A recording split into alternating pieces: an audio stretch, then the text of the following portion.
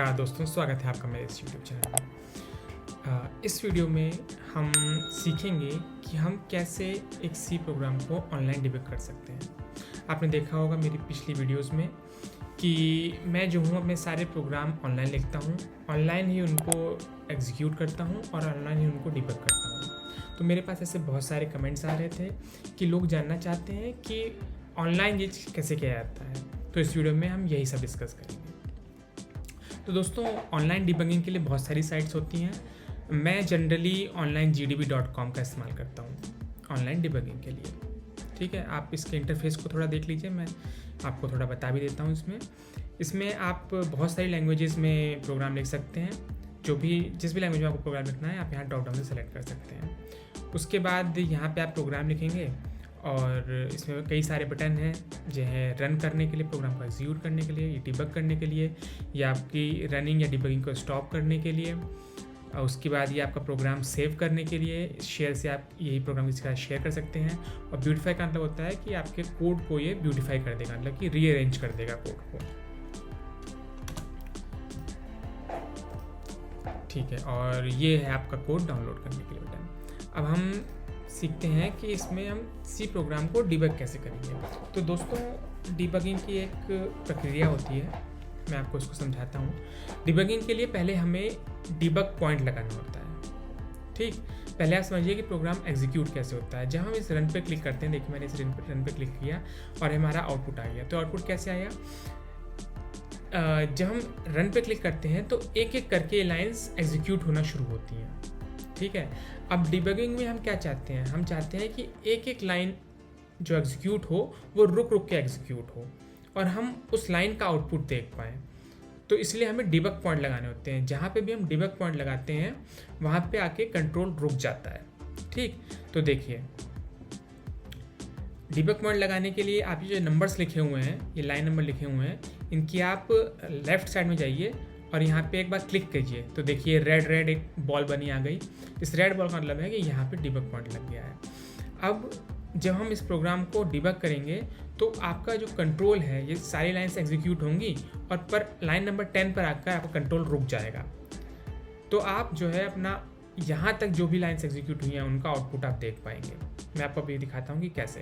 तो सपोज़ मैंने line number 10 पे एक डिबग पॉइंट लगा दिया, उसके बाद मैंने लाइन नंबर 16 पे एक डिबग पॉइंट लगा दिया और एक मैंने डिबग पॉइंट लगा दिया लाइन नंबर 12 पे, और लाइन नंबर 8 पर भी मैंने एक डिबग पॉइंट लगा दिया। उसके बाद अब मैंने इस डिबग को हिट किया, डिबग बटन को। जैसे मैंने डिबग बटन को क्लिक किया, मेरी डिबगिंग स्टार्ट हो गई है, मतलब डिबगिंग का प्रोसेस स्टार्ट हो गया है। जब मैं इसको स्टार्ट करूँगा तब एक्चुअल प्रोग्राम का एग्जीक्यूशन शुरू हो जाएगा। अब आप थोड़ा यहाँ समझ लीजिए कि यहाँ पर क्या क्या चीज़ें हैं। मैं अपने स्क्रीन को थोड़ा छोटा कर देता हूँ। देखिए यहाँ पे ये मुझे बता रहा है कि इस वक्त 4 डिबग पॉइंट एक्टिव हैं।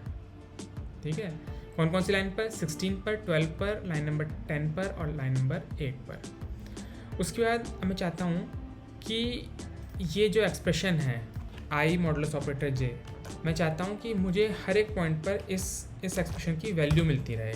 तो मैंने इसको लिख के एंटर किया तो ये एक्सप्रेशन हो गया यहाँ पे।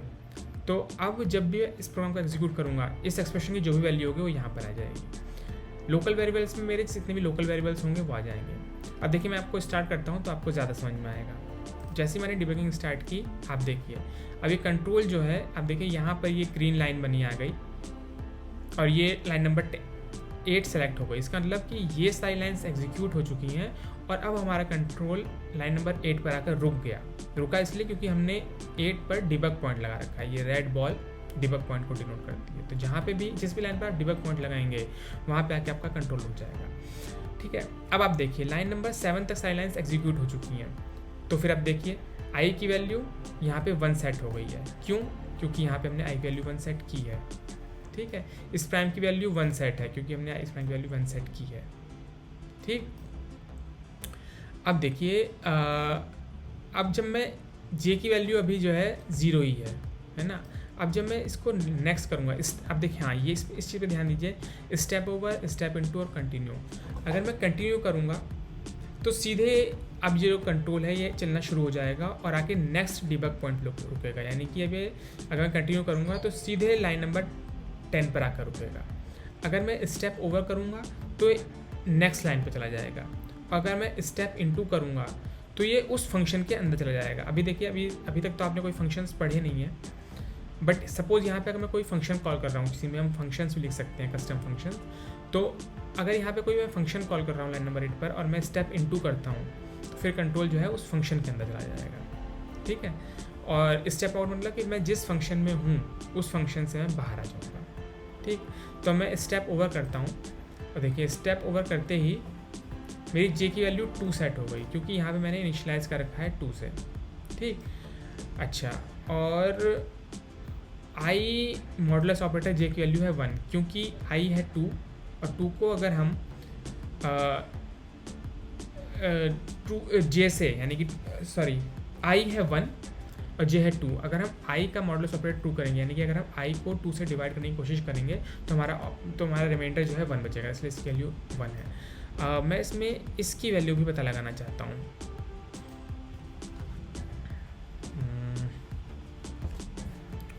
इस वाले एक्सप्रेशन की वैल्यू भी मैं पता लगाना चाहता हूँ, तो मैं इसको भी डाल देता हूँ, ठीक। अब देखिए क्योंकि ये कंडीशन फॉल्स हो गई थी मेरी, जे मेरे वैल्यू थी 2 और 1 को मैं 2 से डिवाइड करूँ तो वैल्यू आएगी 0। तो 2 जो है वो 0 से छोटा नहीं है, तो ये कंडीशन फॉल्स हो गई थी, तो इसलिए ये वाला फॉर लूप एग्जीक्यूट हुआ ही नहीं और सीधे हम लाइन नंबर 16 पर आ गए। अब 60 में चेक कर रहा है कि क्या इस प्राइम 1 है, तो इस प्राइम 1 है, तो इसलिए जब हम देखिए मैं नेक्स्ट स्टेप ओवर करूँगा तो ये प्रिंट स्टेटमेंट प्रिंट हो जाएगा, ये देखिए है ना, इस तरह हमारा 1 प्रिंट हो जाएगा। अब शुरुआत में देखिए दोबारा से लाइन नंबर 5 पर आ गया। अब इन वेरिएबल्स पे ध्यान दीजिएगा, अभी आई की वैल्यू 1 है। अब जब मैं इसको स्टेप ओवर करूँगा तो ये आई प्लस प्लस एग्जीक्यूट होगा और आई की वैल्यू 2 हो जाएगी। यहाँ पे ध्यान दीजिएगा कि आई की वैल्यू 2 कैसे होती है स्टेप ओवर करते ही। ये देखिए आई की वैल्यू 2 हो गई और मेरा कंट्रोल लाइन नंबर 7 पर आ गया, तो इस प्राइम इज इक्वल टू 1, ठीक है। जैसे मैंने स्टेप ओवर किया, अब यहाँ पे ध्यान दीजिए, अब इस केस में क्या होगा। अब हम इस एक्सप्रेशन पे ध्यान दीजिएगा, ये देखिए जे अभी भी जे लेस देन आई बाई 2, इसकी वैल्यू जो है 0, यानी कि ये कंडीशन अभी भी फॉल्स है। ये कंडीशन अभी भी फॉल्स है, तो इसलिए इस फॉर लूप के अंदर हम नहीं गए और सीधे लाइन नंबर 16 पर आ गए, ठीक है।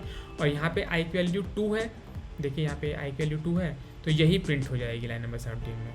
ये लाइन नंबर 17 में आई की वैल्यू 2 प्रिंट हो जाएगी। फिर से मैंने स्टेप ओवर करता हूँ, फिर से लाइन नंबर 5 में कंट्रोल चला गया। अब आई की वैल्यू देखिए, यहाँ पे ध्यान दीजिएगा, आई की वैल्यू 3 हो जाएगी। देखिए आई की वैल्यू 3 हो गई, इस प्राइम 1 हुआ, फॉर कंडीशन में आया। अब देखिए फॉर कंडीशन में इस एक्सप्रेशन की वैल्यू देखिए, जे लेस देन आई बाई 2, इसकी वैल्यू अभी भी 0 है, इसका मतलब ये कंडीशन अभी भी फॉल्स है, ये एक्सप्रेशन अभी भी फॉल्स है। तो ये एक्सप्रेशन फॉल्स है तो इस फॉर लूप में नहीं जाएगा और फिर से हम लाइन नंबर 16 पर आ गए।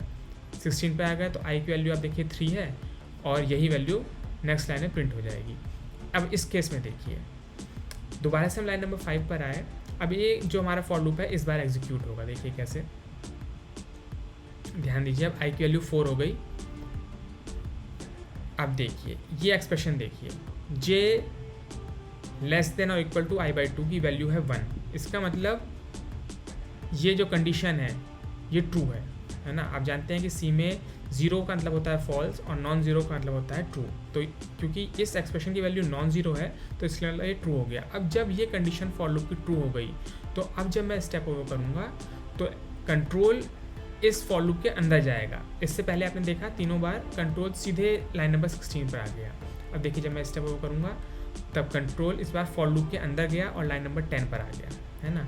इस बार इसने चेक किया कि क्या I is fully divisible by जे, यानी कि अगर आई मॉडुलस ऑपरेटर जे करेंगे तो रिमाइंडर 0 है क्या, तो यहाँ पे देखिए एक्सप्रेशन ये है 0। अब ये है 0 तो इसका मतलब ये कंडीशन ट्रू है ना। अब ये कंडीशन ट्रू है तो इसका मतलब ये इसके अंदर चला गया और इस प्राइम को इसने 0 सेट कर दिया। अब इस प्राइम 0 सेट हो गया तो ये ब्रेक हो जाएगा। देखिए ब्रेक, अब ब्रेक जैसे ही एग्जीक्यूट होगा तो हम इस वाले फॉर लूप से बाहर आ जाएंगे। तो ये जैसे मैंने स्टेप ओवर किया, हम इससे बाहर आ गए और सीधे लाइन नंबर 16 पर आ गए। अब लाइन नंबर 16 पर आकर इसने चेक किया कि इस प्राइम 1 है, तो देखिए इस प्राइम की वैल्यू जो है 0 है, क्योंकि हम इस लूप के अंदर गए थे, सिर्फ कंडीशन के अंदर गए थे।